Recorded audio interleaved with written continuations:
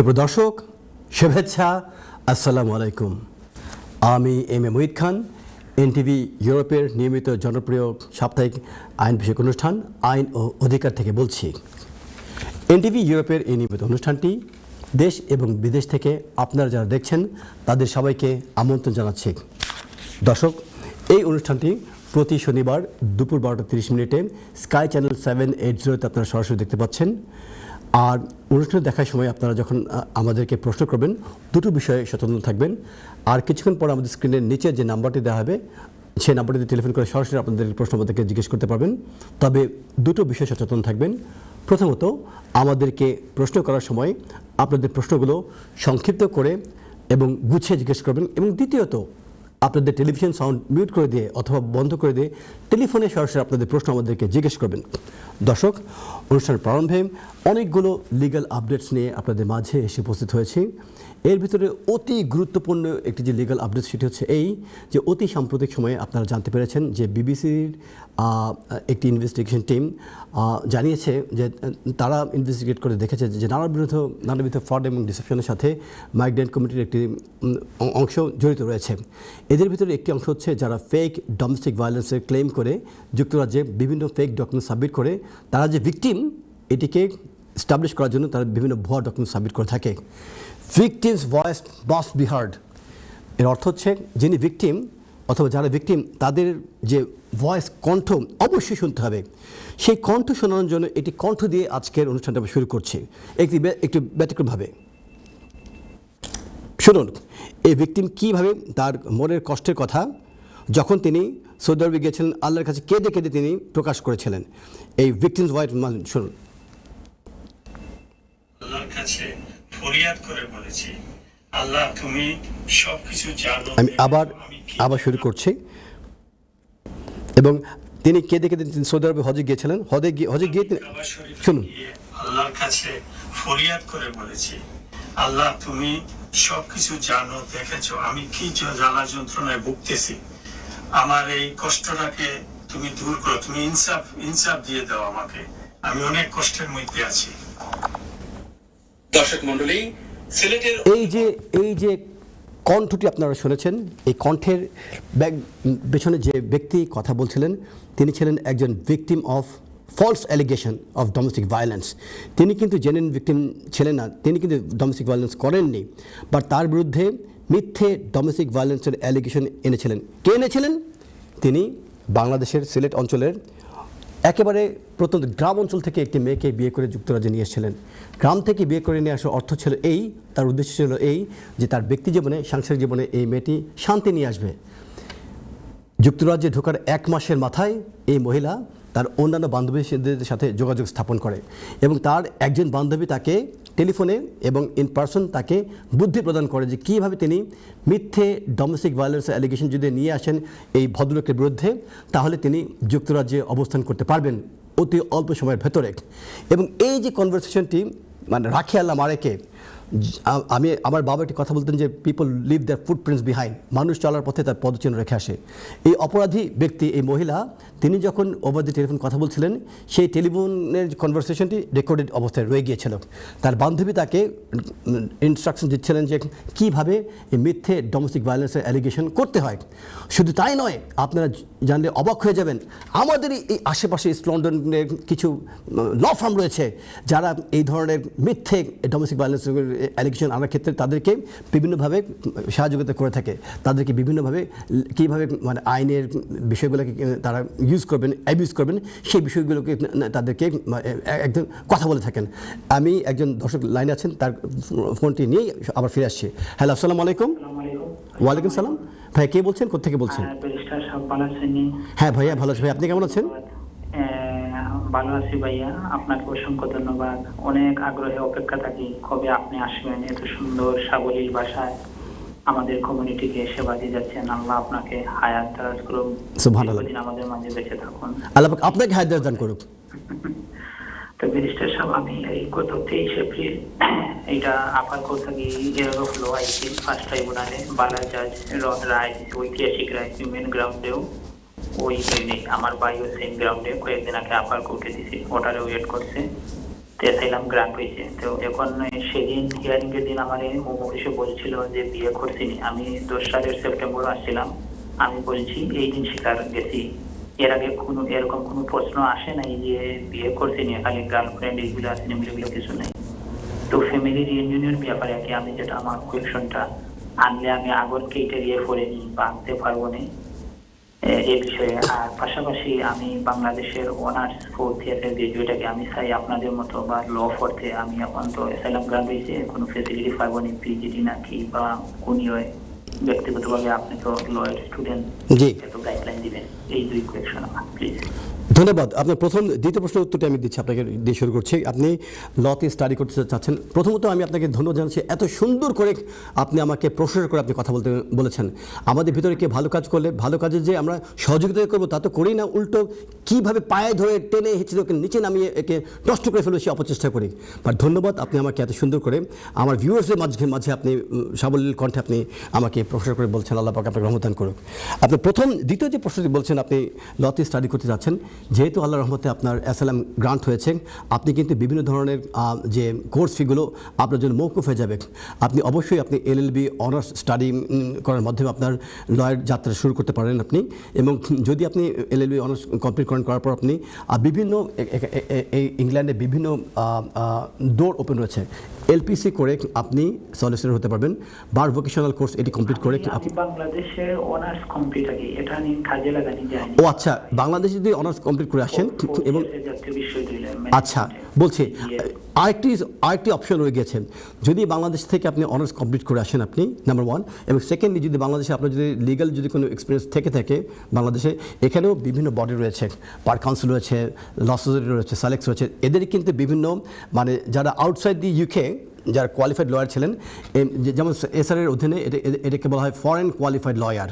যদি বাংলাদেশে আপনি যদি কোয়ালিফাইড লয়ার হিসেবে প্র্যাকটিস করে থাকেন, তাহলে ফরেন কোয়ালিফাইড লয়ার হিসেবে আপনার ইংল্যান্ডে কোনো ডিগ্রির কোনো প্রয়োজন নেই। ইংল্যান্ডে কোনো ডিগ্রি ছাড়াই কিন্তু আপনি ফরেন কোয়ালিফাইড লয়ার হিসেবে SR-এর কাছ থেকে পারমিশন নিয়ে আপনি প্র্যাকটিস শুরু করতে পারবেন। এছাড়া পাশাপাশি যেহেতু আপনার ডিগ্রি রয়েছে, এই ডিগ্রিকে কাজে লাগিয়েও আপনি বার কাউন্সিল, ল সোসাইটি, সালেক্সের সাথে যোগাযোগ করে আপনি রিকোয়েস্ট করে দেখতে পারেন যে তারা আপনাকে কোনো এক্সামশন দেবে কিনা। তাহলে যদি এদের সাবজেক্ট হয়ে থাকে 18 থেকে 20টা সাবজেক্ট, আপনাকে হয়তো বা 12 থেকে 14টা সাবজেক্ট যদি আপনাকে এক্সামশন দিয়ে দেওয়া হয়, মাত্র 6টা সাবজেক্ট স্টাডি করেই কিন্তু আপনি আপনার ডিগ্রি শেষ করে ফেলতে পারছেন। পরবর্তীতে আপনি কোয়ালিফাইড লয়ার হিসেবে আপনি এখানে কোনো ল ফার্মের সাথে ইনভলভ হয়ে আপনি একটু এক্সপিরিয়েন্স নিয়ে আপনি কোয়ালিফাইড লয়ার হিসেবে আপনি এখানে প্র্যাকটিস শুরু করতে পারবেন এই বডিগুলির কাছ থেকে পারমিশন নিয়ে। কী বডি আমি বলে দিচ্ছি আপনাকে, বার কাউন্সিল, ল সোসাইটি এবং সাইলেক্স, এই তিনটাই হচ্ছে রেগুলেটরি বডি। এদের আন্ডারে যে সমস্ত লয়ার কন্ট্রোল হয় রেগুলেটর, এরা হচ্ছে কোয়ালিফাইড লয়ার এবং এরা হচ্ছে কমিশনার ফর ওথ। আপনি যে কোনো একটি বডি থেকে সার্টিফিকেট নিলেই আপনি ভবিষ্যতে কোয়ালিফাইড লয়ার হিসেবে প্র্যাকটিস করতে পারবেন। এবং আপনার মতো যার ভিকটিম, হয়তোবা আপনার এই যে পথ চলায় আপনি যে অ্যাসাইলাম ক্লেম করেছেন, আপনি হয়তো অনেক চড়াই উত্তরে পার হয়েছেন, অনেক ভালো লয়ার আপনি সামনে দিয়ে গিয়েছেন, আবার অনেক লয়ার ছিল যারা আপনাকে টেনে হিচড়ে নষ্ট করে ফেলার চেষ্টা করেছিল হয়তোবা। তো আপনি যখন আপনার প্র্যাকটিক্যাল লাইফে যখন আপনি প্র্যাকটিস শুরু করবেন, আপনার একটা টার্গেট হবে, অবশ্যই এটি হবে আপনার source of income, but at the same time এই ইনকামটির মাধ্যমে you can help human being. আপনি যদি মানুষকে হিউম্যানিটিকে সাহায্য করতে পারেন, এটি শুধু হতে হবে আপনার টার্গেট। এটি হল প্রথম আপনার জন্য আমার পক্ষ থেকে এর পরামর্শ। সেকেন্ড যে বিষয়টা আমি বলেছেন যে ফ্যামিলি রিইউনিয়ন, যেহেতু আপনার অ্যাসাইলাম ক্লেমটি নতুন আইনটি আসার পূর্বে হয়ে গেছে, ফ্যামিলি ইউনিয়নের যে বিষয়টি রয়েছে সেই কনটেক্সটে আপনি বাংলাদেশ থেকে আপনার পরিবারজনকে এখানে নিয়ে আসতে পারবেন। আপনি সেই ফ্যামিলি রিইউনিয়নটি আপনার জন্য অ্যাপ্লিকেবল থাকবে। এবং ফাইনালি আরেকটি যে বিষয়, নতুন যে আইনটি এসেছে অ্যাসাইলাম সিকারদের জন্য, যার অধীনে যদি কোনো অ্যাসাইলাম যুক্তরাজ্যে গ্রান্ট করা হয়, তাদেরকে আর 5 বছরের পারমিশন দেওয়া হবে না, তাদেরকে আড়াই বছর করে তাদেরকে পারমিশন দেওয়া হবে। তো আড়াই বছর পর তাদের এই পারমিশনগুলোকে রিভিউ করা হবে। করতে চাই আপনারে, সেটা আমি বুঝছি। আমি তো 15 সালের ডিসেম্বরে মারছিলাম ক্লেম, মানে অনেক সংগ্রাম। ওই যে আপনার এই যে বলছেন লয়ারে আমার লাইফটা করছে, 30 লিভ নেই, যাই হোক এগুলো তো আর বলে নাই, আপনি বলে দিয়েছেন। আমি বলছি আমি 5 বছরের রুটে ভিসা পাবো, তো ফ্যামিলি ইউনিয়নের উনি কোনো রিকোয়ারমেন্ট লাগবে না, ইনকাম না আগের রুলে পড়বো? আগের রুলে পড়বেন। আপনার মিনিমাম যে ইনকাম থ্রেশহোল্ড সেটা আপনার ক্ষেত্রে অ্যাপ্লিকেবল হবে না। আপনি তবে আপনি অ্যাপ্লিকেশন সাবমিট করার সময় আপনি বলে দেবেন যে আপনার আগের রুলস আপনার ক্ষেত্রে অ্যাপ্লিকেবল, তাহলেই হয়ে যাবে ইনশাআল্লাহ।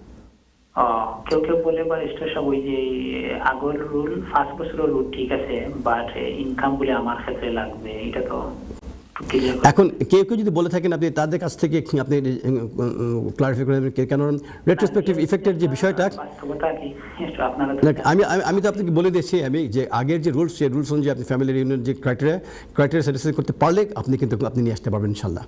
মানে ইনকাম এবং ইংলিশ লাগবে না আমার ফ্যামিলি রিউনিয়ন ক্ষেত্রে? এখন ইনকাম এবং ইংলিশ নামে আমি যদি সরাসরি আপনাকে যদি বলে দেই, আমাকে দেখে আপনাকে বলতে হবে। আজকে শো শেষ হয়ে যাওয়ার পর আপনাকে ফোন দিলে আমি আরেকবার চেক ব্যাক করে দেখে আমি আপনাকে বলে দেবো, কেননা আমি হুট করে যদি বলে যে লাগবে না, আর যদি তবে আমি আপনাকে যে কথাটা বলছি অ্যাসাইলাম সিকারদের জন্য যারা আগের আইনে রয়েছেন তাদের ক্ষেত্রে আগের আইনটি বলবৎ থাকবে, তাদের ক্ষেত্রে নতুন কোনো আইন প্রযোজ্য হবে না।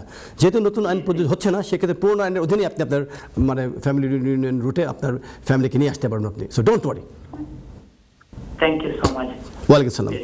আপনাকে অসংখ্য ধন্যবাদ সুন্দর আমাদের বুঝিয়ে দেওয়ার জন্য।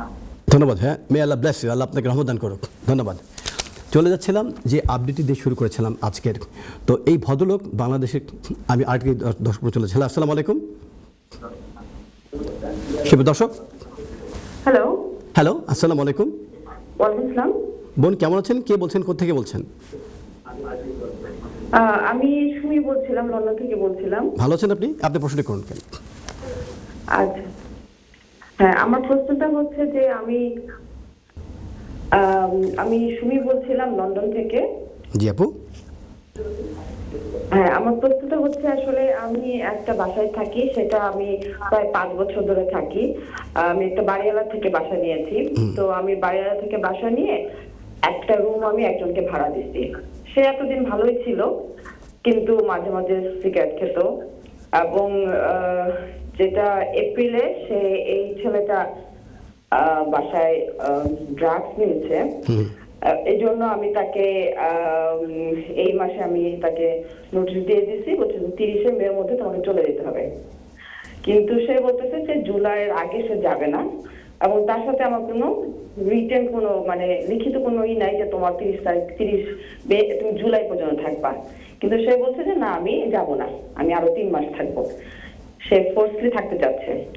এখন সে আমাদের জন্য অনেক রিস্কি হয়ে যাচ্ছে। আমার বাসায় বাচ্চা আছে, এবং সে অনেক চিৎকার চেঁচামেচি করে, অনেক মানে কোন রকম ল ফলো করে না। সেগুলো আমি কোনো কিছু কেয়ার করি না, তোমরা যা ইচ্ছে তাই করো।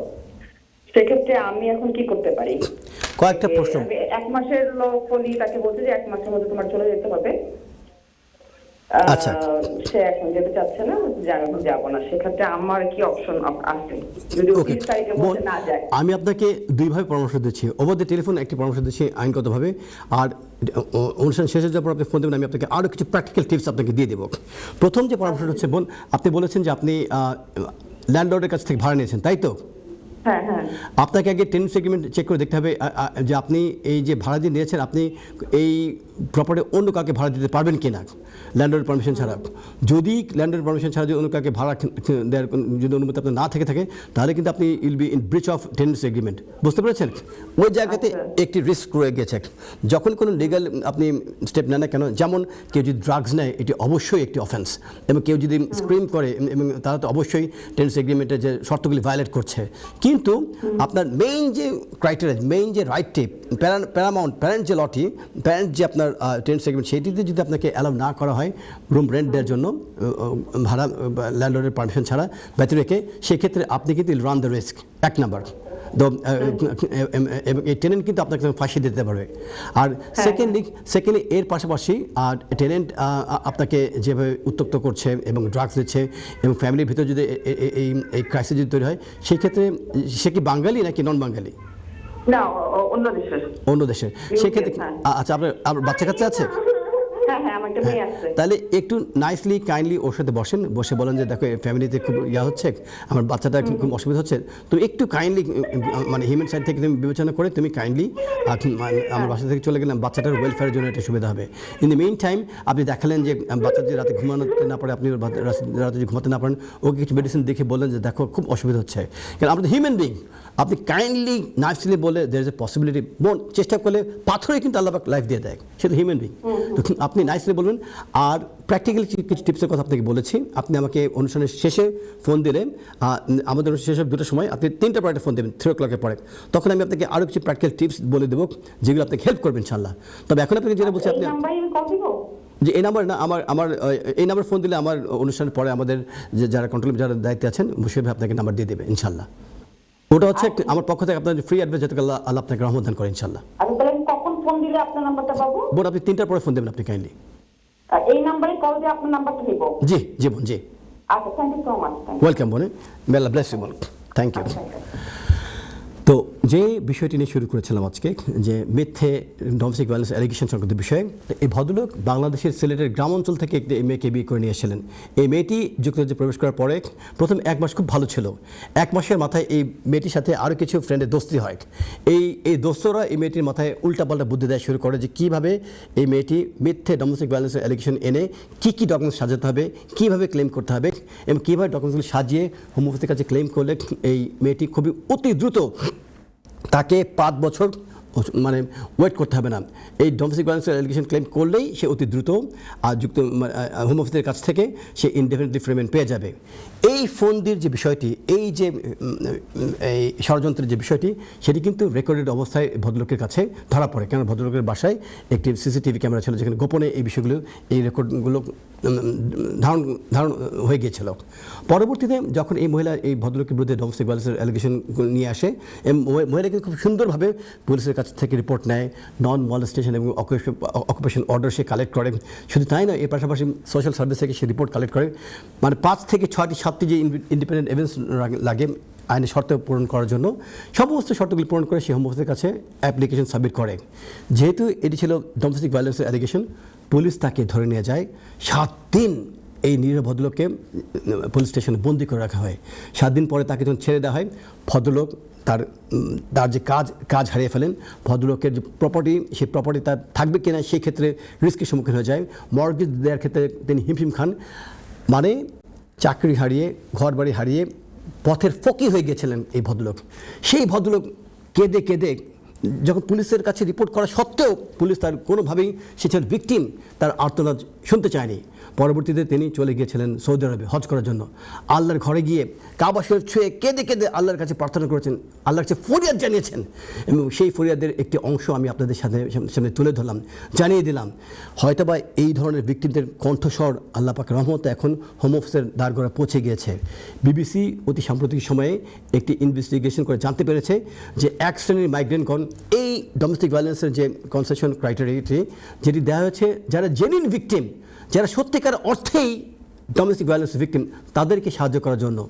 আর এই জেনুইন স্কিমটিকে অ্যাবিউজ করে 1 শ্রেণীর তথাকথিত শয়তান, মানুষরূপী নরপশু মাইগ্রেন্ট বাংলাদেশ, ইন্ডিয়া, পাকিস্তান এবং ওয়ার্ল্ডের বিভিন্ন দেশ থেকে যুক্তরাজ্যের স্পাউস ভিসাতে প্রবেশ করে তারা এই সিস্টেমটিকে অ্যাবিউজ করছে। বিবিসির ইনভেস্টিগেশনে সেই বিষয়টি বেড়ে হয়ে এসছে এবং হোম অফিসের পক্ষ থেকে এখন সিদ্ধান্ত নেওয়া হয়েছে যে তারা ইনভেস্টিগেট করে দেখবে কারা মিথ্যে ডোমেস্টিক ভায়োলেন্সের অ্যালিগেশন এনে আইএলআর অর্জন করেছেন, অর্থাৎ ইনডেফিনিটলি ট্রিটমেন্ট অর্জন করেছেন। আমি চলে যাচ্ছি সরাসরি দর্শক প্রশ্নে। এটি অত্যন্ত জনগুরুত্বপূর্ণ একটি বিষয় নিয়ে আমি কথা বলছি। আপনাদের ভিতরে যদি কোনো ভিকটিম, যোগাযোগ করুন, জেগে উঠুন। চলে যাচ্ছি দর্শক প্রশ্নে। হ্যালো, আসসালামু আলাইকুম। ওয়ালাইকুম আসসালাম। আসসালামু আলাইকুম। ওয়ালাইকুম সালাম। কে বলছেন? চাচা বলছেন? যেহেতু সবসময় দেখি খুব ভালোই লাগে আপনার অনুষ্ঠান। আমি একটা কথা বলতে আমার লাগে, আপনার কাছে মনে করছি। আমার একটা প্রপার্টি আছে, বুঝছেন, ছোট মোটো। জি। এই প্রপার্টিটা আমি সারা আমার ছেলে 3 জন আছেন, 3 জন নামে দানপত্র করে দিতাম। জি। এটা কতটুকু আমার কোনো অসুবিধা হইব না, সেরকম তো আমি তো পেনশনার মানুষ। জি। ওই ওখান থেকে জানতাম চাইছি আপনার কাছে প্লিজ।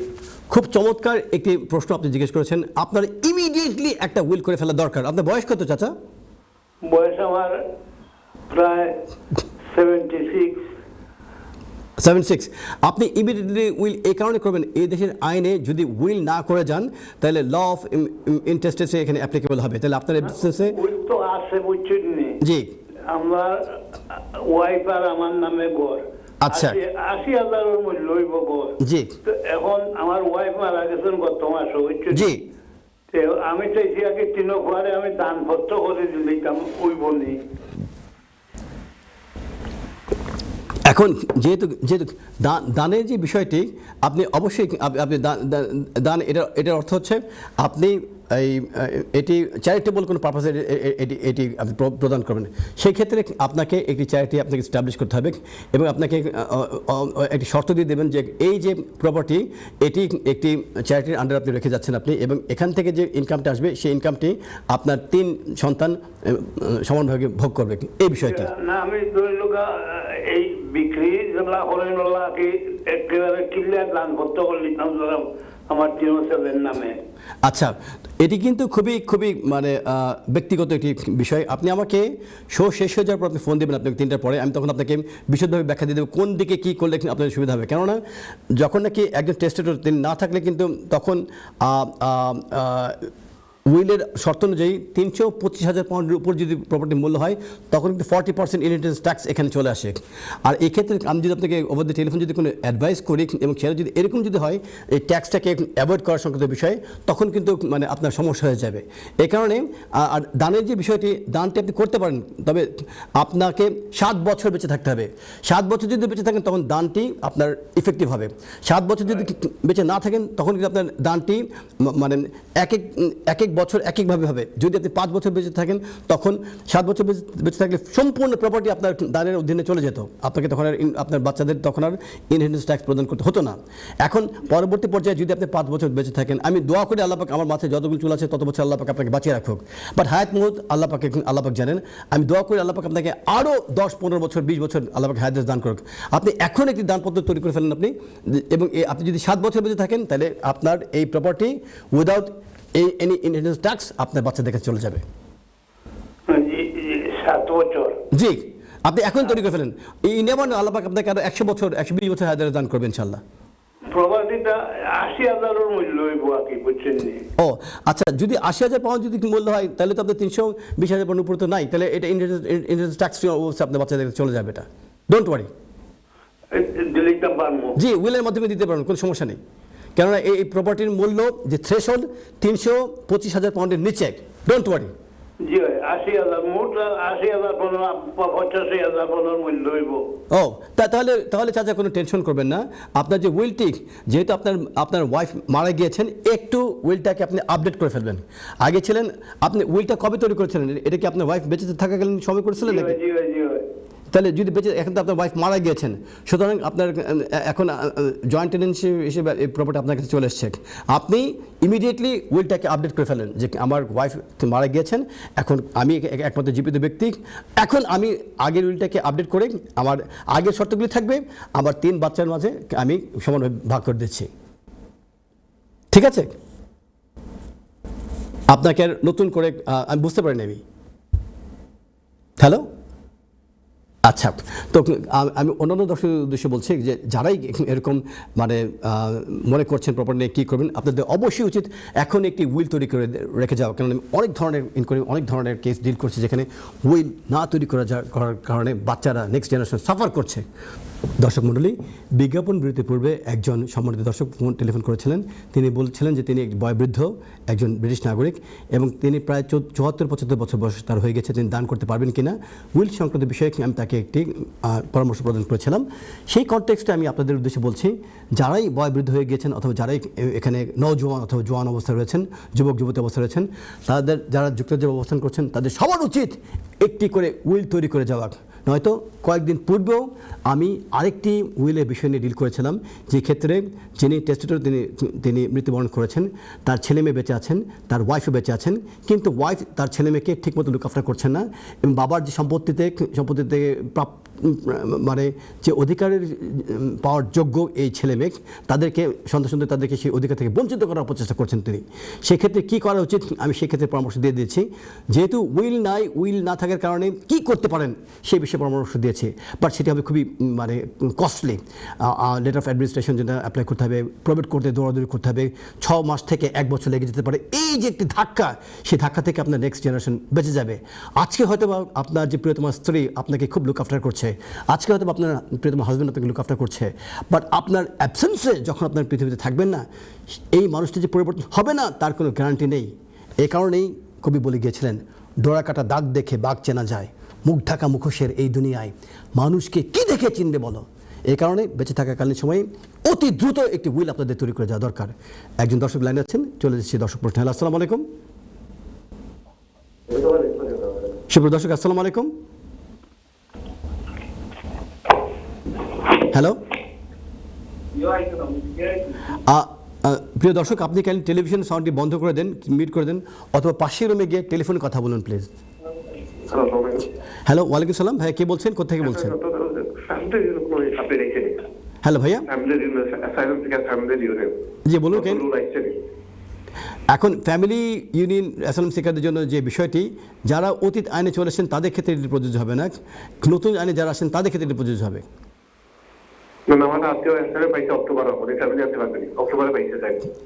যদি অক্টোবর পেয়ে থাকেন তাহলে ইনি অ্যাসাইলাম ক্লেম করেছিলেন 2026-এর নতুন মার্চ মাসের নতুন আইনটি আসার পূর্বে, তাদের ক্ষেত্রে নতুন আইনটি কার্যকরী হবে না, ডোন্ট ওয়ারি। আর যদি এর বিষয়ে যদি কোনো আপনার প্রশ্ন থেকে থাকে, আপনি টেক্সট করতে পারবেন, টেক্সট করলে টেক্সটে আপনার জি না, নতুন আইনের যদি পুরোনো আইনের আন্ডারে যদি পারমিশন পেয়ে থাকেন, পুরোনো আইনের অধীনে, মানে গত বছর পেয়ে থাকলে অনেক ক্ষেত্রে পূর্ব আইন আগের আইনটি কার্যকরী হবে, নতুন আইনের ক্ষেত্রে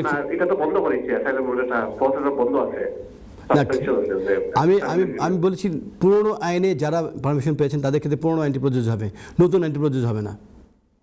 তারপরেও আপনি যদি কোনো ক্লারিফিকেশন প্রয়োজন হয়, আমাদের টেলিভিশন নিচের স্ক্রিনে একটি টেক্সট নাম্বার পাবেন, সেখানে টেক্সট দিলে আপনাদের সাথে যোগাযোগ করে আপনাকে জানিয়ে দেওয়া হবে নতুন আইনটি কী।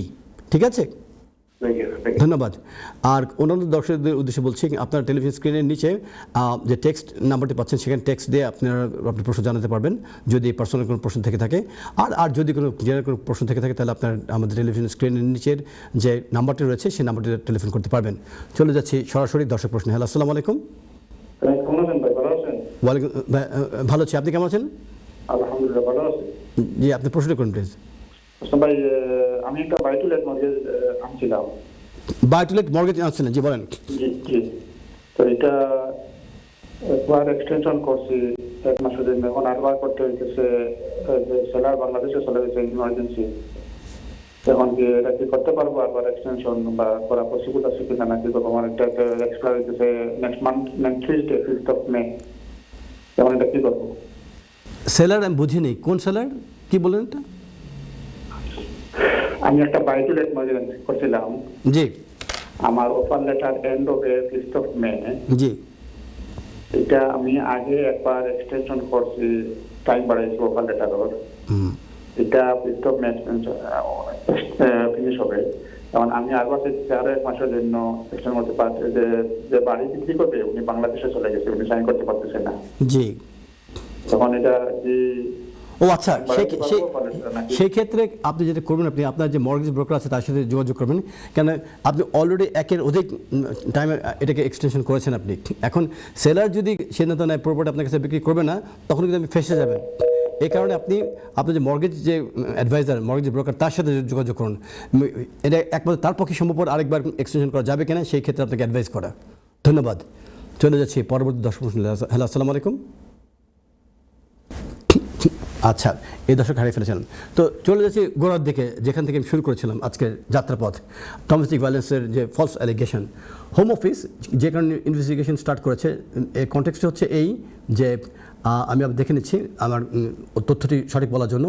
16 এপ্রিল 2026 বিবিসি একটি নিউজ পাবলিশ করে এবং এর পরিপ্রেক্ষিতে হোম অফিসের পক্ষে বলা হয়েছে, home office investigating after BBC finds migrants making false claims to stay in the UK. মানে এক শ্রেণীর মাইগ্রেন্টস ফলস ক্লেম করছে যুক্তরাজ্যে অবস্থান করার জন্য। দু ধরনের ক্লেমের কথা এখানে উঠে এসেছে। একটি হচ্ছে যারা গে হিসেবে, অর্থাৎ এলজিবিটি, মিথ্যে এলজিবিটি গ্রুপের সদস্য বলে তারা ক্লেম করছেন, তাদের একটি বিষয়, সবাই না কিন্তু একটি গ্রুপ। আর আরেকটি গ্রুপ হচ্ছে যারা false claim of domestic violence করছেন। আজকের অনুষ্ঠান শুরু করেছি আমরা তাদেরকে নিয়ে, যারা ভিকটিম, যাদের বিরুদ্ধে মিথ্যে ডোমেস্টিক ভায়োলেন্সের অ্যালিগেশন নিয়ে আসা হয়েছে এবং এই কারণে কনসিকুয়েন্সগুলো কী হচ্ছে। অনুষ্ঠান চলাকালীন সময়ে অনুষ্ঠানের মাঝখানে আমাকে আরেকজন দর্শক প্রশ্ন করে টেলিফোন করেছেন, আরেকজন ভিকটিম। তিনি বলেছেন যে তিনি ফুটবল খেলতেন তার বন্ধুদের সাথে, 28 বছর বয়স তার এই বন্ধুর। হঠাৎ করে তিনি দেখেন যে এই ভদ্রলোক তিনি ইউরোপ থেকে এসেছিলেন, ইটালি থেকে। হঠাৎ করে এই যিনি ফোন দিয়েছে তিনি বললেন যে তিনি দেখলেন যে এই ভদ্রলোক আর ফুটবল খেলতে আসছেন না।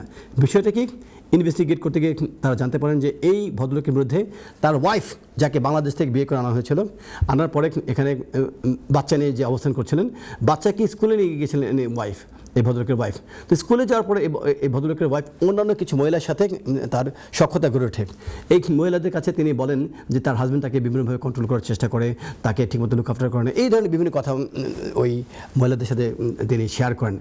এই মহিলাদের একটি গ্রুপ তাকে তখন অ্যাডভাইস করে যে তিনি যাতে ফলস এই ভদ্রলোকের বিরুদ্ধে যাতে তিনি ডোমেস্টিক ভায়োলেন্সের অ্যালিগেশন যাতে ক্লেম করেন।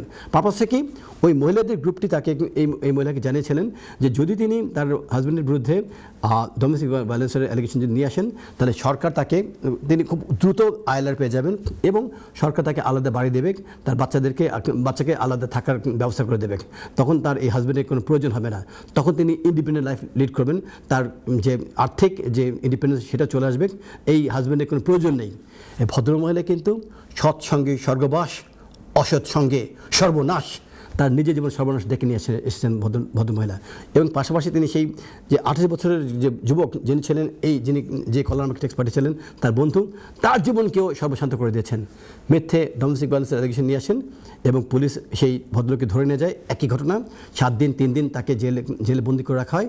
জেল থেকে যখন ফিরে আসেন, এমন অবস্থায় ভেঙে চুরে তছনছ হয়ে যান। পরবর্তীতে বাধ্য হয়ে সে ভদ্রলোক ইংল্যান্ড ত্যাগ করে সুইজারল্যান্ডে চলে গেছেন। বাট সে বাচ্চা পিতৃহারা হয়ে মায়ের তত্ত্বাবধানে বড় হচ্ছেন। মা সে তো হয়ে যাবে ছন্ন ছাড়া ভবঘরের মতো হয়ে যাবে। আল্লাহ পাক কি তাকে ছেড়ে দেবে? আর যে আপডেটটি নিয়ে আজকে শুরু করেছিলাম, যে ভদ্রলোক কেঁদে কেঁদে মক্কা শরীফে যে কাবা শরীফ ছুঁয়ে আল্লাহর কাছে ফরিয়াদ করেছিলেন, হে আল্লাহ তুমি তো সব জানো, তিনি তার ফরিয়াদের কথা তিনি আমাকে বলেছেন। এবং আমি তখন তাকে বলেছি যে ভাইয়া আপনি ডোন্ট ওয়ারি, আপনি কিন্তু এই ডোমেস্টিক ভায়োলেন্সের এই যে মিথ্যে অ্যালিগেশন, সেজন্য আপনি কিন্তু রিওপেন করার জন্য হোম অফিসের কাছে রিকোয়েস্ট করতে পারবেন। এবং সেক্ষেত্রে হোম অফিস যেহেতু সিদ্ধান্ত নিয়েছে ইনভেস্টিগেট করবে বিবিসির এই ফাইন্ডিংয়ের পরিপ্রেক্ষিতে, এই বিষয়টিকে কাজে লাগিয়ে এই ভদ্রলোক আমাকে জানিয়েছেন যে তার কাছে নাকি কিছু রেকর্ডেড ডকুমেন্টস রয়েছে। তার মানে কি, ওই তার যে কুচক্রী, তার যে ওয়াইফ, ভিলেজ গ্রাম্য মহিলা, সে যে তার বান্ধবীর সাথে কথা বলেছিল, সেই কনভারসেশনের রেকর্ডিংটি তার কাছে রয়েছে। তো আমি তাকে বলেছি আপনি এটির ট্রান্সক্রিপ্ট তৈরি করবেন এবং লিগ্যাল অবস্থায় এই ট্রান্সক্রিপ্ট তৈরি করে এর সাথে সাপোর্টিং ডকুমেন্টস আপনাকে সাবমিট করতে হবে এবং একটি লিস্ট তৈরি করতে হবে, ক্রনোলজি তৈরি করতে হবে। আপনার কবে বিয়ে হয়েছিল, কবে তাকে বাংলাদেশ থেকে নিয়ে আসেন, আসার আগের অবস্থান কী ছিল, আসার পরে কী হলো, কবে থেকে তিনি ডোমেস্টিক ভায়োলেন্স অ্যালিগেশন ক্লেম করেছেন, এর পরের যে ক্রনোলজিক্যাল লিস্টগুলি তাকে তৈরি করতে বলেছি। এবং পুলিশ 9 মাস ইনভেস্টিগেশন করার পরে বলেছে নো কেস টু অ্যান্সার, অর্থাৎ পুলিশের কাছে এনাফ কোনো এভিডেন্স নাই যে তিনি যে ডোমেস্টিক ভায়োলেন্স করেছিলেন সেটাকে এস্টাবলিশ করার জন্য। মাঝখান দিয়ে সেই মহিলা কিন্তু ইমিগ্রেশন আইনকে অ্যাবিউজ করে আইএলআর পেয়ে গিয়েছেন। বাট মহিলা যদি মনে করে থাকেন যে তিনি পার পেয়ে গিয়েছেন, তিনি কিন্তু মোটেও পার পাননি, তাকে কিন্তু আইন ঠিকই ধাওয়া করবে। এবং যদি এই ভদ্রলোক এস্টাবলিশ করতে পারেন যে তিনি ছিলেন ফলস এই ক্লেমের ভিকটিম, তাহলে এবং আদালতে যদি প্রমাণিত হয় এবং পুলিশ যদি ঠিকমতো ইনভেস্টিগেট করে, তাহলে পারভার্টিং দি কোর্স অফ জাস্টিস, অর্থাৎ ন্যায় বিচারকে অপখাতে প্রতিভাবিত করার একটি বিষয় কিন্তু ইংল্যান্ডের আইনে রয়ে গেছে। সেই ক্ষেত্রে এবং তার অফেন্সের ক্যাটাগরি অনুযায়ী তিনি যে ফ্যাব্রিকেট করেছেন যে এভিডেন্সগুলো, যে প্রমাণ, সেই প্রমাণকে মিথ্যেভাবে যে উপস্থাপন করেছেন বিভিন্ন অথরিটির কাছে, যত বেশি এই মিথ্যাটাকে এস্টাবলিশ করা যাবে তত বেশি তার বিরুদ্ধে পানিশমেন্ট আসবে। ম্যাক্সিমাম এই শয়তান ভদ্রমহিলাকে লাইফ ইমপ্রিজনমেন্ট পর্যন্ত দেওয়ার ক্ষমতা রয়েছে আদালতের। আর সেক্ষেত্রে মিনিমাম যে তাকে পানিশমেন্ট দেওয়া হবে সেটাতে বছর পর বছর পানিশমেন্ট রয়ে গিয়েছে, এটি একটি বিষয়। আর আরেকটা হচ্ছে, যেহেতু পুলিশের কাছে গিয়ে এই মহিলা মিথ্যে কথা বলেছেন, that means she has wasted police time. এবং ওয়েস্টিং পুলিশ টাইম এটা বলে নতুন একটি এটি আরেকটি ক্রিমিনাল অফেন্স, নতুন নয়, এটি আরেকটি ক্রিমিনাল অফেন্স। এবং এই অফেন্সটি the criminal law act 1967 section 5(2) এর অধীনে এটি একটি ক্রিমিনাল অফেন্স। এবং এর অধীনে যেহেতু ফলস রিপোর্ট দিয়ে ডোমেস্টিক ভায়োলেন্সের ভিকটিম তিনি সেজেছেন এবং তার হাজব্যান্ডকে ফাঁসিয়ে দিয়েছেন এই ফলস ক্লেম করে, এই কারণে পুলিশের টাইম ওয়েস্ট করার কারণে এই ভদ্রমহিলাকে পেনাল্টি পানিশমেন্ট দেওয়া হতে পারে আপ টু 6 months ইমপ্রিজনমেন্ট, 6 মাসের জেলদণ্ড। পাশাপাশি তাকে অর্থদণ্ড দেওয়া হতে পারে। এই অর্থদণ্ডের পরিমাণ কত তা কিন্তু বলা হয়নি, আনলিমিটেড, অর্থাৎ 6 months ইমপ্রিজনমেন্ট প্লাস ফাইন, এটি তাকে করা হতে পারে। এটি আরেকটি। আর এর পাশাপাশি আরেকটি হচ্ছে পারজুরি, এবং যেহেতু তিনি ন্যায় বিচারকে অপখাতে প্রতিপাদিত করেছেন এবং যেহেতু আন্ডার ওথ শপথ নিয়ে কোর্টে দাঁড়িয়ে তিনি বলেছেন যা বলছেন তা সত্য, কিন্তু বলেছেন তিনি মিথ্যে কথা। এই মিথ্যে কথা বলার কারণে এটিকে বলা হয় পারজুরি, এবং এই অফেন্স প্রমাণিত হলে এই ভদ্রমহিলাকে 7 বছরের জেলদণ্ড প্রদান করা হতে পারে এই আইনের অধীনে। খালি যে তিনি জেলদণ্ড উপভোগ করবেন তা কিন্তু নয়, জেলদণ্ড উপভোগ করার পর তাকে লাঠি মেরে এই দেশ থেকে তাড়িয়ে দেওয়া হবে। তার যে আইএলআর যে ইনডেফিনিটলি টু রিমেইন তিনি যেটি অর্জন করেছিলেন বিভিন্ন মিথ্যে ডকুমেন্টস প্রদান করার কারণে, ইংল্যান্ডের ইমিগ্রেশন আইনের অধীনে প্রোভাইডিং ফলস ডকুমেন্ট, এটি কিন্তু একটি মারাত্মক অপরাধ। এবং এই কারণে যদি একজন ব্যক্তির ব্রিটিশ সিটিজেনশিপ পেয়ে থাকেন মিথ্যে ডকুমেন্ট সাবমিট করে, সেটিও ক্যান্সেল করার, সেটি বাতিল করার কিন্তু এখতিয়ার রয়েছে হোম অফিসের। সুতরাং এই ভদ্রলোক প্রমাণ করতে পারেন যে মিথ্যে কথা বলে, মিথ্যে ডকুমেন্ট সাবমিট করে, মিথ্যে বিভিন্ন এভিডেন্স সাবমিট করে এই ভদ্রমহিলা হোম অফিসের কাছ থেকে আইএলআর অর্জন করেছেন, তখন মহিলাকে তো জেলদণ্ড প্রদান করা হবেই। জেলদণ্ড শেষ হওয়ার পর মহিলার যে আইএলআর সেটাকে ক্যান্সেল করে দেওয়া হবে। লাথি মেরে এই মহিলাকে এই দেশ থেকে তাড়িয়ে দিয়ে লাথি মেরে তার যে গ্রামের বাড়ি, সেই গ্রামের বাড়িতে লাথি মেরে পাঠিয়ে দেওয়া হবে। অতএব দয়া করে এই ধরনের মিথ্যে ফলস ডোমেস্টিক ভায়োলেন্স ক্লেম করবেন না। যে হাজব্যান্ড আপনাকে ভালোবেসে বাংলাদেশ থেকে নিয়ে এসেছেন, যেই ওয়াইফ বাংলাদেশ থেকে আপনাকে বিয়ে করে আদর করে ভালোবেসে নিয়ে এসেছেন, তাদের সাথে সংসার করুন। তাদের বিশ্বাসের ভিত্তিমূলে লাথি মেরে তাদেরকে ডোমেস্টিক ভায়োলেন্সের ভিকটিম বাড়াবেন না, মিথ্যা অ্যালিগেশন এনে তাদেরকে ভিকটিম বাড়াবেন না। ধন্যবাদ। চলে যাচ্ছি সরাসরি দর্শক প্রশ্ন। হ্যালো, আসসালামু আলাইকুম। হ্যালো, আমরা এই দর্শককে হারিয়ে ফেলেছি। তো অনেকগুলি আপডেটস নিয়ে আমি আপনাদের মাঝে আজকে এসে উপস্থিত হয়েছি। প্রথম যে আপডেটটি সেটি হচ্ছে আইএলআর, স্কিল ওয়ার্কার, তাদের আইএলআরের ক্ষেত্রে কী হবে এবং ভবিষ্যতে আর্ন সেটেলমেন্ট বলে নতুন যে স্কিমটি হোম অফিস চালু করতে যাচ্ছে, এবং ফেব্রুয়ারি 2026 থেকে যেই বিষয়টির কনসালটেশনটি ক্লোজ হয়ে গেছে, সেই জায়গাটিতে বলা হয়েছে যে যারা আইএলআর ক্যাটাগরিতে যারা যুক্তরাজ্যে এসেছেন, ভবিষ্যতে যারা আসবেন, তাদের ক্ষেত্রে বেসলাইন হবে 10 years, অর্থাৎ 10 বছর সেটেলমেন্টের রুটে তাদেরকে ফেলা হবে। একটি কনসালটেশন পর্যায়ে এমন ছিল যে হয়তোবা যারা অতীত আইনের অধীনে চলে এসেছেন যুক্তরাজ্যের স্কেল ক্যাটাগরিতে, তাদেরকে কি 5 বছর অপেক্ষা করতে হবে নাকি তাদেরকে 10 বছর অপেক্ষা করতে হবে। তো নতুন একটি পলিসি প্রকাশ করা হয়েছে হোম অফিসের পক্ষ থেকে। সেখানে বলা হয়েছে যারা ইতিমধ্যেই পুরনো আইনে যুক্তরাজ্যে প্রবেশ করেছেন তাদের ক্ষেত্রে নতুন আইনটি কার্যকরী করা হবে না। নতুন আইনের অধীনে যারা স্কিল মাইগ্রেন্ট ক্যাটাগরিতে যুক্তরাজ্যে প্রবেশ করবেন তাদের ক্ষেত্রে যে সেটেলমেন্টটি সেটি 5 বছর জায়গায় 10 বছর করা হবে। তবে সেক্ষেত্রে আর্লি সেটেলমেন্টেরও একটি ব্যবস্থা রয়েছে। যদি কোনো মাইগ্রেন্ট মিনিমাম ইনকাম প্রতি বছর 125,140, অর্থাৎ 125,000 পাউন্ড, জি রাইট, 125,000 পাউন্ডের উপরে যদি তার মিনিমাম ইনকাম হয়ে থাকে এবং 3 বছর যদি তিনি ক্রমাগত এই ইনকামটি করে যান, তাহলে সেই স্কিল মাইগ্রেন্ট ক্যাটাগরিতে যুক্তরাজ্যে প্রবেশ করলেও 3 বছরের মাথায় তিনি সরাসরি সেটেলমেন্ট অ্যাপ্লিকেশন সাবমিট করতে পারবেন। এই একটি বিষয়। এবং এর পাশাপাশি হোম অফিসের পক্ষ থেকে আরও কতগুলো আপডেট প্রকাশ করা হয়েছে। আরেকটা হচ্ছে মিনিমাম আইএলআরের সংক্রান্ত বিষয়ে মিনিমাম রিকোয়ারমেন্টসগুলি কী, সেই ক্ষেত্রেও একটি কোয়ালিফাইং পিরিয়ড কী হতে পারে, সেই ক্ষেত্রেও একটি নতুন আমরা লক্ষ্য করেছি পলিসিতে। ইংলিশ ল্যাঙ্গুয়েজের ক্ষেত্রে নতুন একটি আইন এসেছে, সেখানে বলা হয়েছে 26 মার্চ 2027 পরে যে সমস্ত মাইগ্রেন্ট অ্যাপ্লিকেশন সাবমিট করবেন, ILR application, skill worker, global talent অথবা ইনোভেটর ভিসাতে যারা রয়েছেন, যারা এই আইএলআর অ্যাপ্লিকেশন সাবমিট করবেন 26 মার্চ 2027 পরবর্তী পর্যায়ে, তাদেরকে অবশ্যই ইংলিশ ল্যাঙ্গুয়েজের একটি শর্ত পূরণ করতে হবে।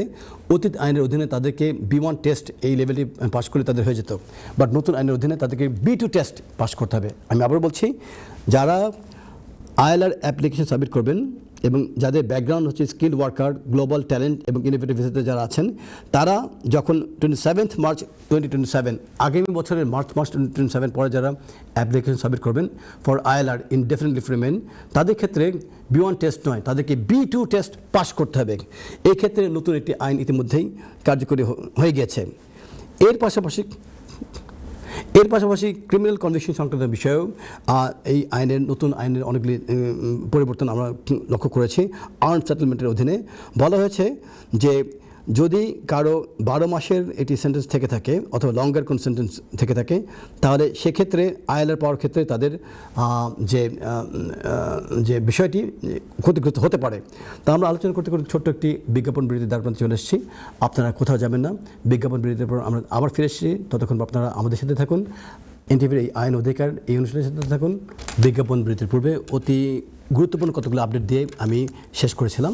তো সেই যে জায়গাতে থেমে গিয়েছিলাম, সেই থেমে যাওয়া জায়গা থেকে আবার শুরু করছে পথ চলা। ক্রিমিনাল কনভিকশন সংক্রান্ত বিষয়ের জায়গাতে থেমে গিয়েছিলাম। ভবিষ্যতের যে আইএলআর অর্থাৎ ইনডেফিনিট লিভ টু রিমেইন অ্যাপ্লিকেশনগুলি যখন সাবমিট করা হবে, সেক্ষেত্রে নতুন কনসালটেশন বলা হয়েছে বর্তমান আইনের অধীনে যদি কোনো ব্যক্তির 12 মাসের কনভিকশন থেকে থাকে অথবা 12 মাসের অধিক সময়ের জন্য যদি কোনো ক্রিমিনাল কনভিকশন থেকে থাকে, তাহলে সেক্ষেত্রে তাকে সেটেলমেন্ট দেওয়া হবে না। এটি একটি ব্যারিয়ার তৈরি করে নতুন বর্তমান আইনের অধীনে। বাট নতুন যে আইনটি আসবে, সেই আইনটির অধীনে এটিকে আরও কঠিনতর করা হবে।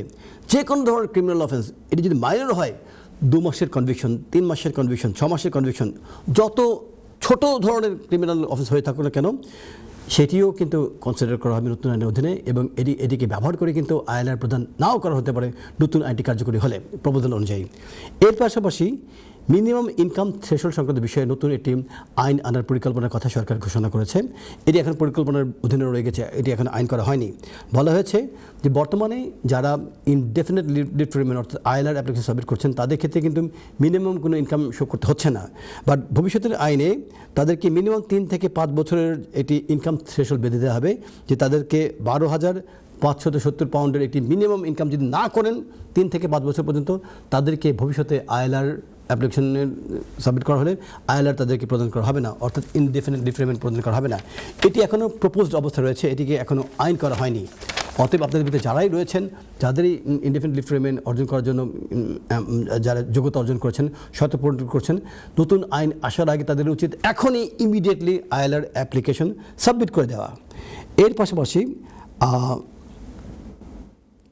অ্যাসাইলাম ক্লেমেন্ট, যারা অ্যাসাইলাম ক্লেম করেছেন যুক্তরাজ্যে অথবা ভবিষ্যতে যারা অ্যাসাইলাম ক্লেম করবেন, তাদের জন্য যুগান্ত পরিবর্তন সৃষ্টিকারী একটি আইন চলে এসেছে, যে আইনটিকে কার্যকরী করা হয়েছে 26শে মার্চ 2026 এই তারিখে। লেংথ অফ স্ট্যাটাস, কতদিনের জন্য তাদেরকে এই যুক্তরাজ্যে অবস্থান করার জন্য অনুমতি দেওয়া হবে।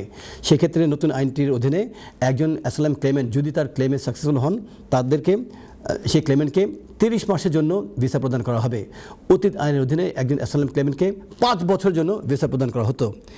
এর পাশাপাশি পাথ টু সেটেলমেন্ট, অর্থাৎ তিনি কতদিন পরে তিনি সেটেলমেন্টের জন্য অ্যাপ্লিকেশন সাবমিট করতে পারবেন। অতীত আইনের অধীনে একজন অ্যাসাইলাম সিকারকে সরাসরি 5 বছরের জন্য যুক্তরাজ্যে অবস্থান করার জন্য পারমিশন দেওয়া হতো যদি তার অ্যাসাইলাম ক্লেমগুলি সাকসেসফুল হতো। বর্তমান আইনের অধীনে সেই বিষয়টি নেই।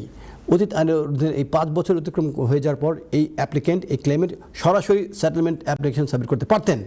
কিন্তু যেহেতু আইনটি পরিবর্তন হয়ে গেছে, নতুন আইনের অধীনে এই একই অ্যাসাইলাম ক্লেমেন্ট, যিনি নতুন আইনের শর্ত পূরণ করে অ্যাসাইলাম ক্লেম করার পর অ্যাসাইলামে সাকসেসফুল হবেন, তাকে 5 বছর পর তাকে সেটেলমেন্ট দেওয়া হবে না, তাকে ইন টোটাল ম্যাক্সিমাম 20 বছর অপেক্ষা করতে হবে সেটেলমেন্ট অ্যাপ্লিকেশন সাবমিট করার জন্য।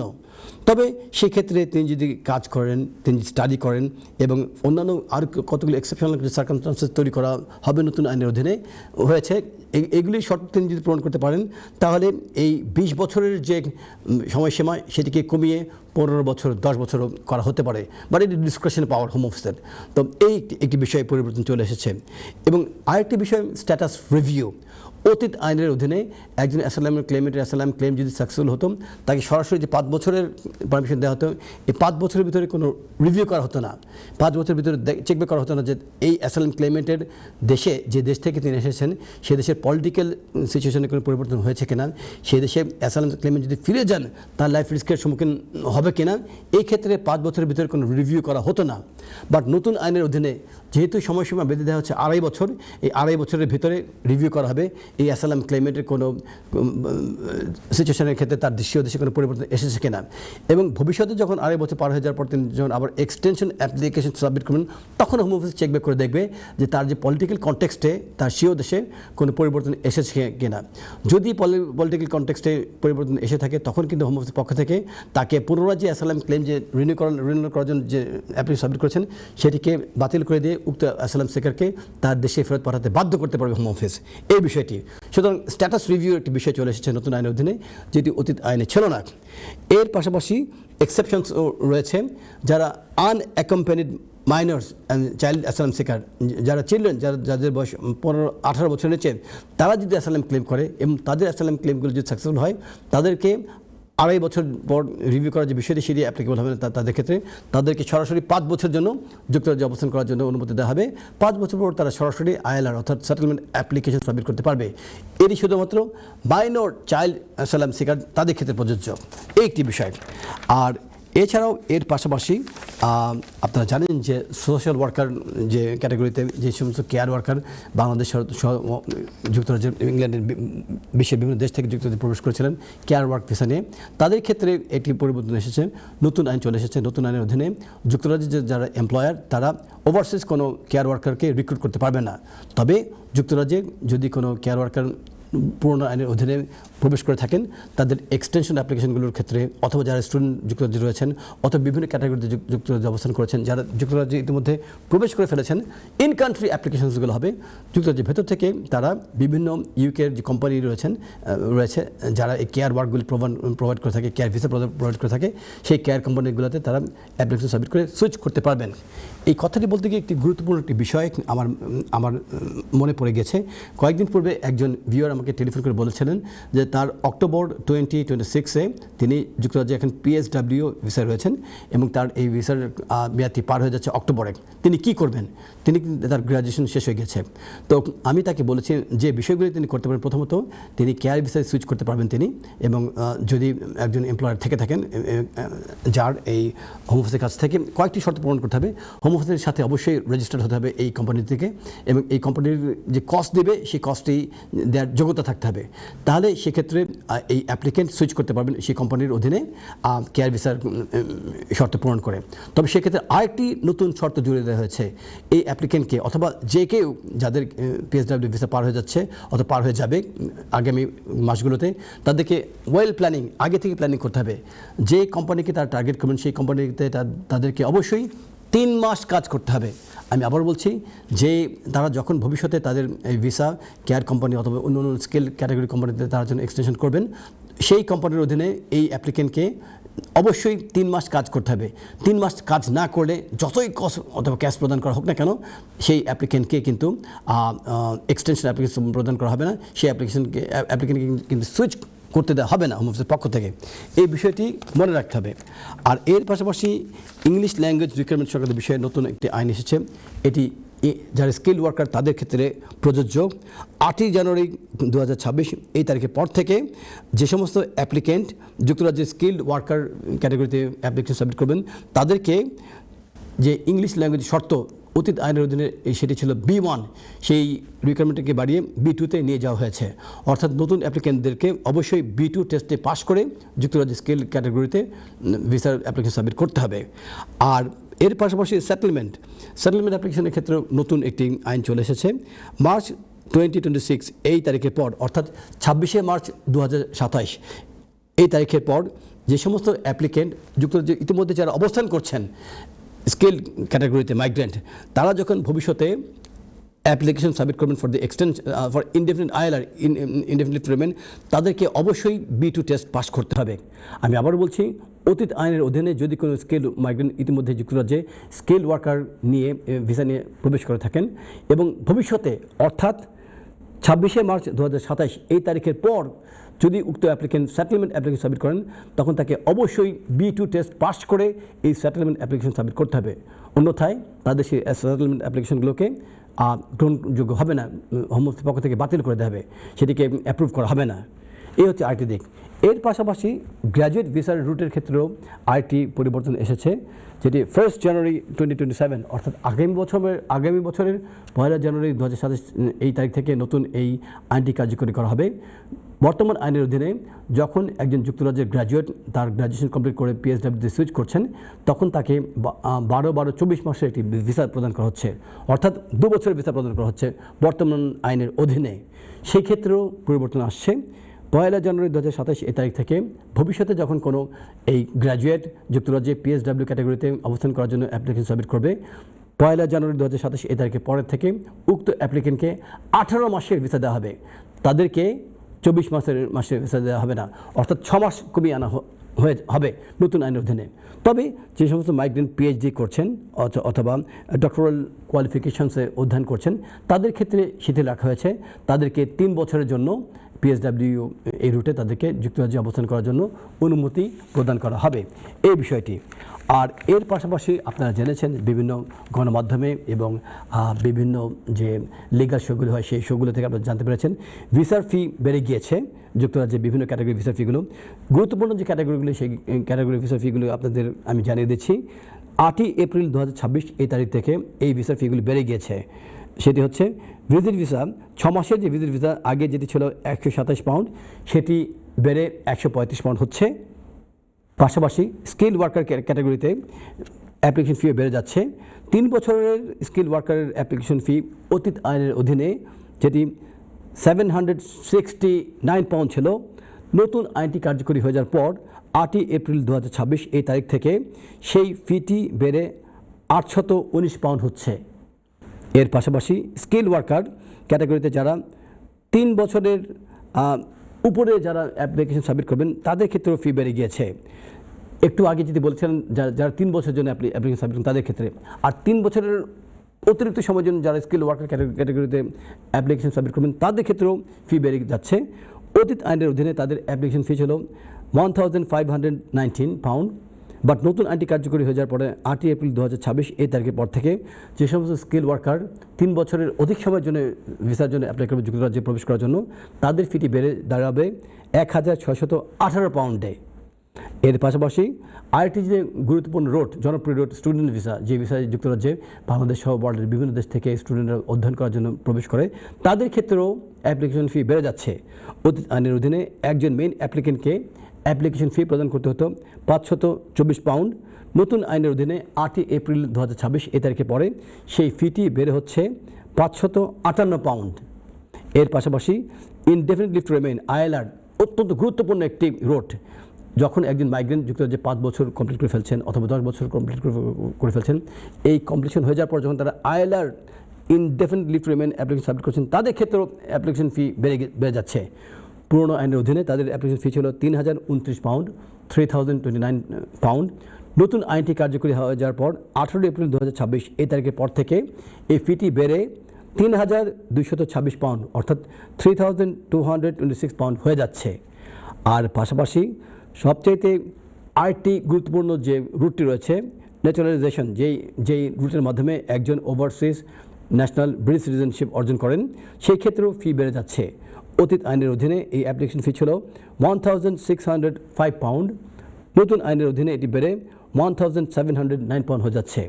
তো অনেকগুলো যে রুটস রয়েছে যুক্তরাজ্যে প্রবেশ করার জন্য এবং অবস্থান করার জন্য, সেই ক্ষেত্রে আমরা দেখতে পেয়েছি যুগান্ত সৃষ্টিকারী পরিবর্তন এসেছে অ্যাপ্লিকেশন ফিগুলোর ক্ষেত্রে। চলে যাচ্ছি দর্শক প্রশ্ন। হ্যালো, আসসালামু আলাইকুম সুপ্রিয় দর্শক, আমরা এই কলারকেও হারিয়ে ফেলেছি।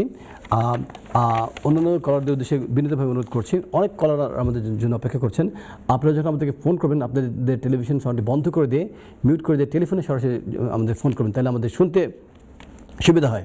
আমি একটু পানি খেয়ে নিচ্ছি, যে ক্রমাগত কথা বলে যাচ্ছি যে কারণে একটু পানি খেতে হবে। আমি হিউম্যান বিং, আপনাদের অনুমতি নেই এই পানিটি পান করে আবার ফিরে আসছে আপনাদের মাঝে। আর আরেকটি বিষয়, খুবই গুরুত্বপূর্ণ একটি বিষয় নিয়ে আপনাদের মাঝে যে উপস্থিত হয়েছে, সেটা হচ্ছে বাচ্চাদের যে অ্যাপ্লিকেশন ফি। বাচ্চাদের যে যদি কোনো বাচ্চা অ্যাপ্লিকেন্ট হয়ে থাকে ব্রিটিশ সিটিজেন হওয়ার জন্য, তারা যখন অ্যাপ্লিকেশন সাবমিট করবে তাদের কি অ্যাপ্লিকেশন ফি কি বেড়ে গিয়েছে? সেক্ষেত্রে একটি সুখবর রয়েছে, যারা চাইল্ড অ্যাপ্লিকেন্ট, বাচ্চারা যখন ব্রিটিশ সিটিজেনশিপ অ্যাপ্লিকেশন সাবমিট করবেন তাদের ক্ষেত্রে সুখবর রয়েছে, তাদের অ্যাপ্লিকেশন ফিটি বাড়েনি, উল্টো কমে গিয়েছে। বর্তমান আইনের অধীনে তাদের যে অ্যাপ্লিকেশন ফি ছিল অতীত আইনের অধীনে তাদের যে অ্যাপ্লিকেশন ফি ছিল 1214 পাউন্ড অর্থাৎ 1214 পাউন্ড, সেটিকে কমিয়ে আনা হয়েছে 1000 পাউন্ড করা হয়েছে, অর্থাৎ প্রায় 214 পাউন্ডের একটি রিডাকশন আমরা দেখেছি। চাইল্ড অ্যাপ্লিকেন্ট যারা ব্রিটিশ সিটিজেনশিপ অ্যাপ্লিকেশন সাবমিট করবে তাদের ক্ষেত্রে এটি প্রযোজ্য হবে। তো এই জায়গাতে আমরা দেখতে পেয়েছি যে হিউম্যান রাইটসের যে মূল্যায়ন করে যে হোম অফিস, বাচ্চাদের রাইটস বেস্ট ইন্টারেস্টকে মূল্যায়ন করার জন্য যে হোম অফিস সবসময় চেষ্টা করে থাকে, সেক্ষেত্রে তারা সেই বাচ্চাদের বাচ্চাদের রাইটসকে শ্রদ্ধা প্রদর্শন করেই তাদের এই অ্যাপ্লিকেশন ফিটিকে কমিয়ে দিয়েছে। তো যেহেতু বাচ্চাদের রাইটস নিয়ে আমি কথা বলছিলাম, আরেকটু পানি খেয়ে নিই। আপনারা জানেন যে সমস্ত বাচ্চা যুক্তরাজ্যে 7 বছর জন্মগ্রহণ করার পর যে অবস্থান করে তাদেরকে কিন্তু সরাসরি আইএলআর প্রদান করার জন্য একটি আইন যুক্তরাজ্যে বর্তমানে ইমিগ্রেশন রুলসে রয়েছে। এর অর্থ এই নেই যে এই অ্যাপ্লিকেন্টকে সরাসরি আইএলআর প্রদান করা হবে, এবং যে সমস্ত বাচ্চা যুক্তরাজ্যের বাইরে থেকে যুক্তরাজ্যে প্রবেশ করেছে এবং 7 বছর ধরে তারা অবস্থান করছে তাদেরকেও লিফট রিমেইন দেওয়ার একটি ব্যবস্থা নতুন আইনের অধীনে রয়েছে। কিন্তু এর অর্থ এই নয় যে সরাসরি তাদেরকে আইএলআর অথবা লিফট রিমেইন প্রদান করা হবে এবং তাদের পিতামাতাকেও লিফট রিমেইন প্রদান করা হবে। আইনটি কিন্তু আইনের মাঝখানে একটি ফাঁক রয়ে গেছে, একটি গ্যাপ রয়ে গেছে, একটি লুপহোলস রয়ে গেছে। বলা হয়েছে এটিকে রিজনেবল হতে হবে, মানে এই বাচ্চাটিকে যদি যুক্তরাজ্যে অবস্থান না করতে দেওয়া হয় এবং তার পিতামাতাকে যদি যুক্তরাজ্যে অবস্থান করতে না দেওয়া হয় তাহলে এটি কি আনরিজনেবল হবে? এই ক্ষেত্রে কোর্ট অফ অ্যাপিল থেকে সুপ্রিম কোর্ট থেকে একটি ঐতিহাসিক রায় এসেছে। যদি এটি দেখা যায় যে বাচ্চাটি যে দেশের থেকে বাচ্চাটির বাবা মা এসছে সেই দেশে বাবা মা যদি ফিরে যায়, বাচ্চাটি যদি সেই বাবা মাকে ফলো করে তার দেশে ফিরে যায়, সেটি হবে রিজনেবল। সেক্ষেত্রে মানে যদি এই অ্যাপ্লিকেশনটিকে রিফিউজ করে দেওয়া হয় সেক্ষেত্রে কোনো হোম অফিস রিফিউজ করে দিতে পারে। এক্ষেত্রে আইনি আপনাদের যুদ্ধে আপনাদের নামতে হবে এবং অ্যাপিলে আপনাদের প্রমাণ করতে হবে যে এটা আনরিজনেবল হবে। কীভাবে আনরিজনেবল হবে? বাচ্চাটির স্কুলের অধ্যয়ন, বাচ্চাটির কানেকশন যুক্তরাজ্যের সাথে, বাচ্চাদের সোশ্যাল কানেকশন, ফ্যামিলি টাইস, কালচারাল টাইস, ফ্রেন্ডশিপ নেটওয়ার্ক, সবগুলি টাইস একসাথে করতে হবে। বাচ্চাটির যদি কোনো মেডিকেল হেলথ রিজন থেকে থাকে সেটিকেও উপস্থাপন করতে হবে। এমনভাবে অ্যাপ্লিকেশন সাবমিট করতে হবে যাতে করে এই অ্যাপ্লিকেশন স্টেজ থেকেই এই বাচ্চাটি এবং বাচ্চার পিতামাতা এখানে থাকার জন্য যাতে অনুমতি অর্জন করতে পারেন। আর যদি অনুমতি প্রদান না করা হয় তাহলে অ্যাপিলে গিয়ে এই শক্তিশালী এভিডেন্স সাবমিট করার মাধ্যমে তাদেরকে অ্যাপিলে জয়লাভ করার চেষ্টা করতে হবে। তাহলে কিন্তু বাচ্চা সহ বাচ্চার প্যারেন্টসরা যুক্তরাজ্যে অবস্থান করতে পারবেন যাদের বাচ্চাদের বয়স 7 বছর হয়ে গেছে যুক্তরাজ্যে। সেই শুধুমাত্র 7 বছর তা কিন্তু নয়, 7 বছরের নিচেও যে বাচ্চা অবস্থান করছে যদি এমন কোনো রিজন থেকে থাকে যেগুলো এক্সেপশনাল এবং এই কারণে বাচ্চার বাবা মা যদি তার স্বীয় দেশে প্রত্যাবর্তন করে, যদিও বাচ্চাটির বয়স 7 বছর হয়নি যুক্তরাজ্যে অবস্থান করার বিষয়টি, বাট হার্শ কনসিকুয়েন্স হতে পারে, এই ক্যাটাগরিতেও কিন্তু এই হিউম্যান রাইটসের যে ঝান্ডা ভাই হোম অফিসের অনেক কেস সরকার রয়েছে, তারা কিন্তু এই অ্যাপ্লিকেশনকেও ডিসক্রিশনারি পাওয়ার ব্যবহার করে অ্যালাউ করে দিতে পারে। এই হচ্ছে বাচ্চাদের রাইটস সংক্রান্ত বিষয়ে একটি আপডেট। আমি আবার পানি কিনেছি। তো আর অনুষ্ঠানে আলোচনা করতে করতে অনুষ্ঠানের একদম শেষ পর্যায়ে চলে এসেছি। আমি সুপ্রিয় দর্শক আপনাদের সবার কাছে বিনীতভাবে অনুরোধ করছি, আপনারা যখনই মানে কোনো অ্যাপ্লিকেশন সাবমিট করবেন কাইন্ডলি কোনো ফলস ডকুমেন্ট সাবমিট করবেন না, ভুয়া কোনো ডকুমেন্ট সাবমিট করবেন না।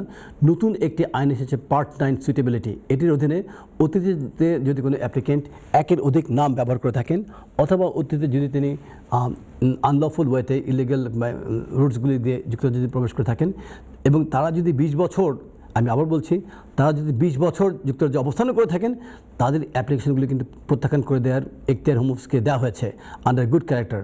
এর পাশাপাশি এই ধরনের অ্যাপ্লিকেন্ট যদি ভলেন্টারিলি যুক্তরাজ্য থেকে চলে যান যুক্তরাজ্যের বাইরে এবং স্বীয় দেশে প্রত্যাবর্তন করে তারা যদি কোনো ব্রিটিশ সিটিজেন নাগরিকের স্পাউস হিসেবে তারা যদি পুনরায় প্রবেশ করার জন্য অ্যাপ্লিকেশন সাবমিট করেন, সেই অ্যাপ্লিকেশনগুলো কিন্তু হোম অফিস গুড ক্যারেক্টার গ্রাউন্ডে রিফিউজ করে দিতে পারবে এই বিষয়গুলোকে ব্যবহার করে।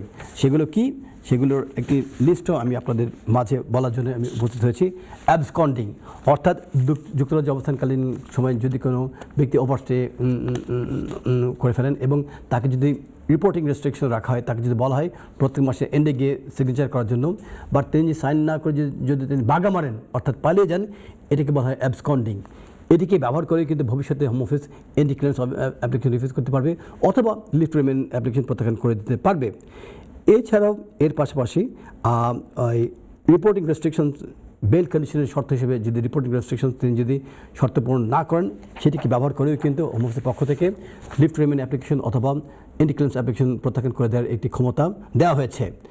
আর এর পাশাপাশি রিমুভাল ডাইরেকশন সংক্রান্ত বিষয়ে যে শর্ত, যদি কোনো ব্যক্তিকে বলা হয় যে রিমুভাল ডাইরেকশনের যে পেপার তিনি সাইন না করেন, সাইন করেননি, এটিকে ব্যবহার করে ভবিষ্যতে হোম অফিসের পক্ষ থেকে লিভ টু রিমেনের অ্যাপ্লিকেশন অথবা এন্টি ক্লিয়ারেন্স অ্যাপ্লিকেশন কিন্তু প্রত্যাখ্যান করে দেওয়ার এখতিয়ার দেওয়া হয়েছে পার্ট 9 সুইটেবিলিটি এই আইনটির অধীনে। এছাড়াও ইলিগাল এন্ট্রি, কোনো ব্যক্তি যদি অবৈধ পথে যুক্তরাজ্যে প্রবেশ করেন, যেহেতু তিনি অবৈধ পথে যুক্তরাজ্যে প্রবেশ করেছেন, 20 বছর যুক্তরাজ্যে অবস্থান করা সত্ত্বেও উক্ত ব্যক্তিকে মানে লিভ টু রিমেনের পারমিশন না দেওয়ার ক্ষেত্রেও একটি এখতিয়ার হোম অফিসকে প্রদান করা হয়েছে নতুন আইনের অধীনে। এর পাশাপাশি যদি প্রিভিয়াসলি অতীতে আইন ভঙ্গ করে কোনো ব্যক্তি যদি অবৈধভাবে কাজ করে থাকেন অথবা ভিজিট ভিসা যুক্তরাজ্যে প্রবেশ করে যদি সেই ভিজিট ভিসার শর্ত ভঙ্গ করে যুক্তরাজ্যে অবস্থান করেন, ভবিষ্যতে কিন্তু এই বিষয়টিকে ব্যবহার করে 20 বছর যুক্তরাজ্যে অবস্থান করা সত্ত্বেও তাকে কিন্তু যুক্তরাজ্য থেকে মানে যুক্তরাজ্যের অবস্থানকালীন সময়ে তার যে লিভ টু রিমেনের অ্যাপ্লিকেশনগুলো বাতিল করে দেওয়া হতে পারে, প্রত্যাখ্যান করা হতে পারে। এমনকি ভবিষ্যতে তিনি যদি এন্টি ক্লিয়ারেন্স অ্যাপ্লিকেশন সাবমিট করেন as a spouse of A British citizen, তাও প্রত্যাখ্যান করে দেওয়ার ক্ষমতা দেওয়া হয়েছে। এটিকে বলা হয় পার্ট 9 সুইটেবিলিটি এই গ্রাউন্ডের অধীনে। এবং কোনো ব্যক্তি যদি অতীতে যুক্তরাজ্যে প্রবেশ করে বেনিফিট ক্লেম করে থাকেন অথবা তিনি যদি একের অধিক আইডেন্টিটি, অর্থাৎ নাম হলো একটা কয়েসউদ্দিন বাট কয়েস খান বাট নাম দিয়েছেন জামাল খান, হবে না। এই একের অধিক আইডেন্টিটি ইউজ করার কারণে ভবিষ্যতে কিন্তু উক্ত ব্যক্তিকে যুক্তরাজ্যে প্রবেশ করার যে অ্যাপ্লিকেশন সেগুলো প্রত্যাখ্যান করে দেওয়ার এখতিয়ার হোম অফিসকে দেওয়া হয়েছে। এবং যুক্তরাজ্যে অবস্থান করে তিনি যদি ফার্দার লিভ টু রিমেনের জন্য অ্যাপ্লিকেশন সাবমিট করেন, তাও কিন্তু প্রত্যাখ্যান করে দেওয়ার অধিকার হোম অফিসকে দেওয়া হয়েছে। তো আলোচনা করতে করতে আমরা অনুষ্ঠানের শেষ পর্যায়ে চলে এসেছি। আমরা এখন আর কোনো দর্শক প্রশ্ন গ্রহণ করতে পারছি না, সেই কারণে আমাদেরকে ক্ষমা করে দেবেন। তবে অনুষ্ঠানের শেষ পর্যায়ে যারা victim of false allegation of domestic ভায়োলেন্সের যারা ভিকটিম, তাদের উদ্দেশ্যে, কেননা আমি যখনই কোনো ভিকটিমকে দেখি আমার প্রাণ মন কেঁদে ওঠে, তাদের উদ্দেশ্যে আমি একটি ছোট্ট উপহার দিতে চাচ্ছি। এটি হচ্ছে সুনীল গঙ্গোপাধ্যায়ের বিখ্যাত একটি কবিতা, আমি কীরকমভাবে বেঁচে আছি। যে ভদ্রলোক, ব্রিটিশ বাঙালি ভদ্রলোক, যিনি সৌদি আরবে দৌড়ে গিয়েছিলেন কাবা শরীফের যে ঘর ছুঁয়ে তিনি আল্লাহর কাছে ফরিয়াদ করেছেন, হে আল্লাহ তুমি আমাকে সাহায্য করো। তার ফরিয়াদের এই শয়তান মহিলা লাইফে যে কী হবে অনলি আল্লাহ জানেন। তো আমি সেই ভদ্রলোকের উদ্দেশ্যে, তার জীবনের উদ্দেশ্যে, তার কষ্টের মানে কষ্ট আমাকে ছুঁয়েছে, সেই ছোঁয়া কষ্ট দিয়ে আমি কবিতাটি আবৃত্তি করার চেষ্টা করছি। কবিতাটা হচ্ছে আমি কীরকমভাবে বেঁচে আছি, সুনীল গঙ্গোপাধ্যায় একটি বিখ্যাত কবিতা। আমি একটু ইকো সাউন্ড দেওয়ার জন্য রিকোয়েস্ট করছি আমি কন্ট্রোলের দায়িত্বে যারা আছেন। আমি কীরকমভাবে বেঁচে আছি, সুনীল গঙ্গোপাধ্যায়।